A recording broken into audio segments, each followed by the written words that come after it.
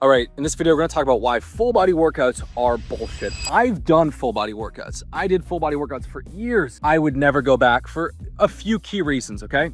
And I know they're popular. I know that you can get good results with full body workouts. I know for beginners, it's not the worst place to start, but there's a reason why I never program full body workouts in any of my routines. And the reason is very, very clear. So the first thing is they suck to perform. I don't enjoy them. I lift and train very, very intensely. That means when I lift, I'm training close to failure. I'm leaving maybe one rep in the tank. So I am pushing very, very hard every single workout, every set. I'm there to hit a personal record, okay? So that means if last week I did 7 reps, I am fighting to hit 8 reps, okay? So this is an intense way to train. Now, if I go and do some heavy incline presses, right? Some heavy weighted chin-ups, and then I gotta go and crush some heavy squats, some heavy Bulgarian split squats, some heavy fucking, Nordic curls or Romanian deadlifts. It is mentally exhausting to push really, really hard on big key compound movements for every muscle group.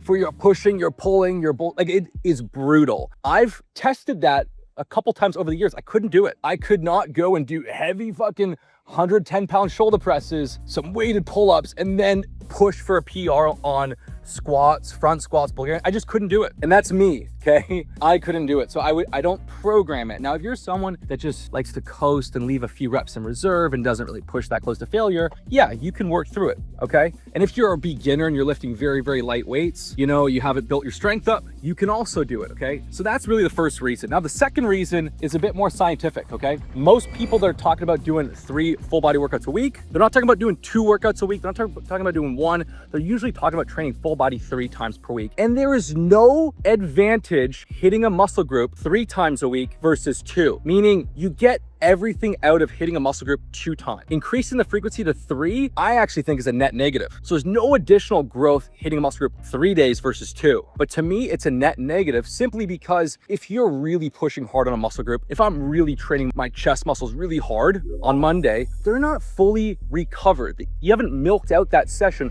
by Wednesday. So training a muscle group every 3 days, especially like your chest, your quads, right? It's overkill. 2 days is like, a week is like, to me, the upper limit. Like the perfect sweet spot, if you were like, Greg, I want to do whatever I can to just build the biggest freaking shoulders possible, I would say you want to hit your shoulders once every 4 days, okay?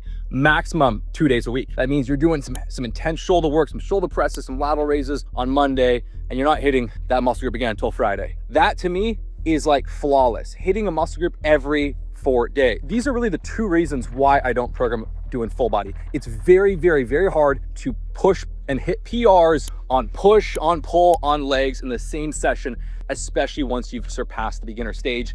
It sucks. Those workouts are brutal. I don't enjoy them. There is something to say about liking your workouts, enjoying the workout.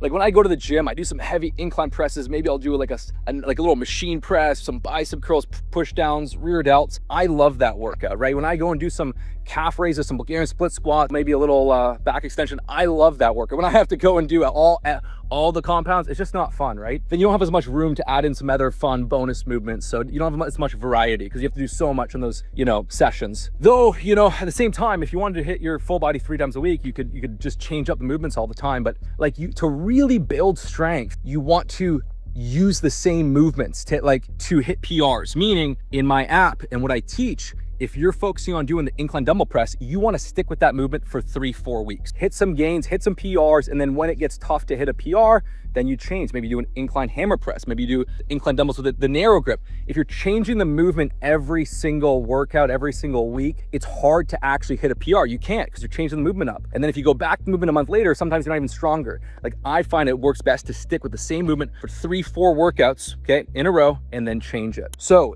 if you want to build the most insane physique, the fastest, here's what I would essentially do is I would sort of it's called my Troy protocol. We just added it to the Kinobody app. And it's 4 days. I like to do this over 8 days, but you can do this in a 7-day schedule if you really want to stick to 7-day schedule, but it's 2 upper body days, 2 lower body days, okay? And each upper body, lower body day, you're doing a couple different movements and you just train. So you're hitting your upper body every 4 days, your lower body every 4 days, and you just focus on hitting PRs, coming back stronger. One upper body day, you're focusing a little bit more on the chest. You're hitting your incline presses. The other day, you're focusing more on your shoulder press work. One day, you're doing more cable rows. One day, you're doing more pull down, you know, so on and so forth. One upper body day, you're crushing the Bulgarian split squats, you know, or your front squats. The other upper body day, you're doing, you know, more your Romanian deadlifts. And so this kind of style of training every other day, upper, lower, with 2 different upper body workout variations, 2 different lower body workout variations, crushes. And then when you add the traps on the end of your workout on your legs, you just build an insane physique. So if you want to sort of run that kind of protocol, that's what I do. If you want to maximize growth, strength, muscle, this works very, very well when you're not in a big deficit, when you're actually doing a bit more maintenance, recomp, lean bulk, because that's a very intense routine to recover from. Like, that's the absolute most I would train. So if you guys want to check that out, check out all my routines. It's in the Kinobody app. This thing is crazy. We've been getting like incredible reviews on the app. That's pretty much it. So that's essentially why I don't recommend doing a full body workout 3 times per week. If you love full body workouts, if you're one of the guys out there that loves full body workouts, you enjoy it, you want to do that 3 times a week, you can do it. You can make it work. But there's a reason why most serious lifters graduate away from full body. Whether they started with full body for a while, they tend to graduate away from full body because it becomes a tall order to try and go and hit PRs on big compound movements on every aspect of your entire body. And you just realize that like the 3 days per week frequency is not inherently better than hitting your muscle groups twice a week. Twice a week's perfect. 3 days a week is, you know,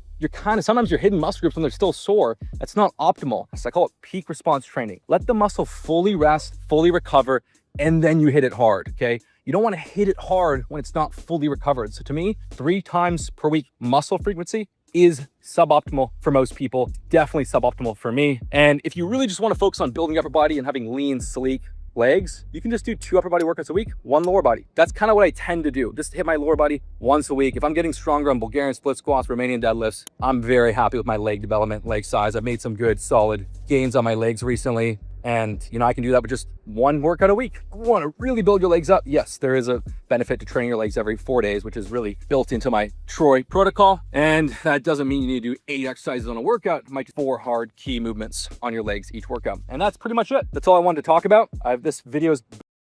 This is essentially why full body workouts are bullshit, you know? And I know people are gonna hate on it, but you can't argue with that point. It's fucking hard to go and hit PRs on incline press, weighted chin-ups, Bulgarian split squats, and deadlifts. Or, I mean, it could be leg curls, but you could do some isolation one day, some compound. Like, there are ways to work around it. There's always ways to work around it, but fundamentally, it's just more effective to just break your training upper, lower. It's more enjoyable. And even in some of my routines, you know, 1 upper body day, we're focusing a little bit more on the chest, the arms. One day we focus a bit more on the shoulders, you know, the back. Even though we're hitting all the muscle groups, we put a little bit more intensity on, you know, some of the key muscle groups to keep the training balanced and fun and fresh. But that's it. You know, if you want to really transform your body, get inside the app. I have all my best routines there, as well as how to actually program in calories, your protein for your body type and your goal. And I will see you guys soon. Take care.